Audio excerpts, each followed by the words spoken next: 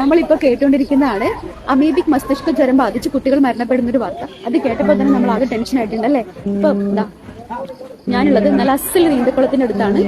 ഇവിടെ ഇപ്പൊ മഴക്കാലത്ത് കുട്ടികൾക്ക് അത്യാവശ്യം നീന്തുന്നതാണ്. അപ്പൊ നീന്താൻ പോകുന്നവരെ സംബന്ധിച്ച് വളരെ പേടിപ്പെടുന്ന ഒന്ന് തന്നെയാണ് ബ്രെയിൻ ഈറ്റർ എന്നറിയപ്പെടുന്ന നെഗ്ലേറിയ ഫൗലേറി എന്ന് പറയുന്ന അമീബ തലച്ചോറിലേക്ക്, അതായത് മൂക്ക് വഴി തലച്ചോറിലേക്ക് എത്തിയിട്ടാണ് ഈ ഒരു ജ്വരം ആളുകളിൽ ഉണ്ടായിക്കൊണ്ടിരിക്കുന്നത്. ഈ ജ്വരം ബാധിച്ചു കഴിഞ്ഞാൽ കടുത്ത പനി, തലവേദന, ഓക്കാനം ഇതൊക്കെ ആദ്യമേ തന്നെ കാണിച്ചു തുടങ്ങും. പിന്നെ തല തിരിക്കാനുള്ള, അതായത് ബാക്കിലേക്ക് നോക്കാനുള്ള ബുദ്ധിമുട്ട്, ഇതൊക്കെയാണ് ആദ്യമായിട്ട് ലക്ഷണങ്ങൾ എന്ന് പറഞ്ഞിട്ട് കാണിച്ചു തുടങ്ങുന്നത്.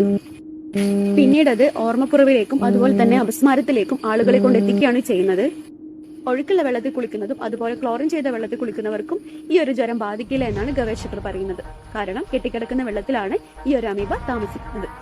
എന്നാൽ ഒഴുക്കുള്ള വെള്ളത്തിലോ ക്ലോറിൻ ചെയ്ത വെള്ളത്തിലോ കുളിക്കുന്നത് കൊണ്ട് ഈ അമീബ ഒരിക്കലും നമ്മുടെ തലച്ചോറിലേക്ക് വരില്ല എന്നാണ് ഗവേഷകർ പറയുന്നത്. അതുപോലെ തന്നെ ഈ ഒരു വെള്ളം നമ്മൾ കുടിച്ചു കഴിഞ്ഞു കഴിഞ്ഞാൽ നമുക്ക് ബാധിക്കില്ല. ഇത് തികച്ചും മൂക്കിലൂടെ തലച്ചോറിലേക്ക് എത്തുന്ന ഒരു അമീബയാണ്. സോ ഇത് മനുഷ്യരിൽ നിന്ന് മനുഷ്യരിലേക്ക് പടരുകയേ ചെയ്യില്ല. ഇത് വെള്ളത്തിൽ നിന്നുമാണ് ഡയറക്റ്റ് മനുഷ്യനിലേക്ക് പടർന്നുകൊണ്ടിരിക്കുന്നത്. സോ നിങ്ങളിപ്പോ ഈ ഒരു മഴക്കാലത്ത് കുളിക്കുന്ന വെള്ളം നല്ല ഒഴുക്കുള്ള വെള്ളമാണെന്ന് ഉറപ്പിക്കുക. അതുപോലെ